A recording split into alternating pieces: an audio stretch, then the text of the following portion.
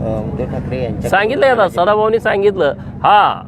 हे बघा, हा उद्धव ठाकरे केले दोघा भावांनी. उद्धव ठाकरे हा सूर्याजी पिसाळाची अवलाद आहे. 2019ला या महाराष्ट्रातल्या जनतेने देवाभाऊंना मुख्यमंत्री होण्याचं बहुमत दिलं होतं आणि तुम्ही अनैसर्गिक अलायन्स केली.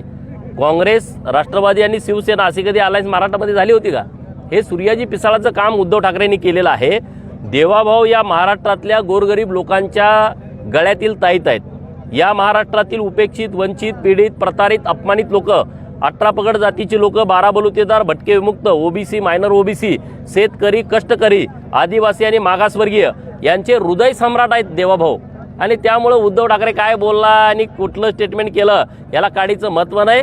हे सूर्याजी पिसाळाची अवलाद आहे. 2019ला त्यांनी देवाभाऊंचा घात केला. महाराष्ट्रातल्या जनतेने भरघोस मतदान देऊन 237 आमदार महायुतीचे दिले.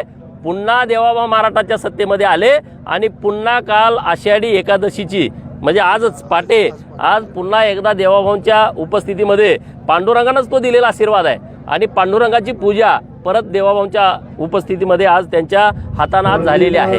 त्यामुळं उद्धव ठाकरे आता पूर्णपणे व्हायबल झालेला माणूस आहे. रोज दिव्याच्या गाड्या मातोश्रीकडं, प्रोटोकॉल, झेड+ सुरक्षा सगळं गेलं ना, काय राहिलं नाही.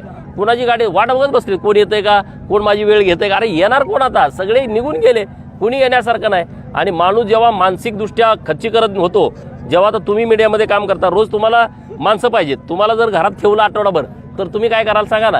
रोज ह्या पार्टीचा माणूस त्या पार्टीचा पुढे जाऊन तुम्ही प्रश्न विचारताय आणि 8 दिवस तुम्हाला घरात ठेवलं तर तुमची मानसिकता बिघडेल. तशा पद्धतीनं उद्धव साहेबांची मानसिकता पूर्णपणे बिघडलेली आहे. तिकडं कोण वेळ पण मागणार आणि तिकडं भेटायला पण कोण येणार. सगळी गर्दी आता भाजपाकडे आहे, सगळी गर्दी आता एकनाथ शिंदे साहेबांच्या शिवसेनेकडे आहे.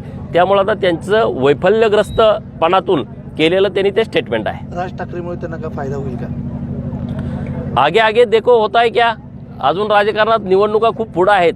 आता नेमकी काय परिस्थिती होती ते आमचे वरिष्ठ या सगळ्या विषयावरती बोलतील.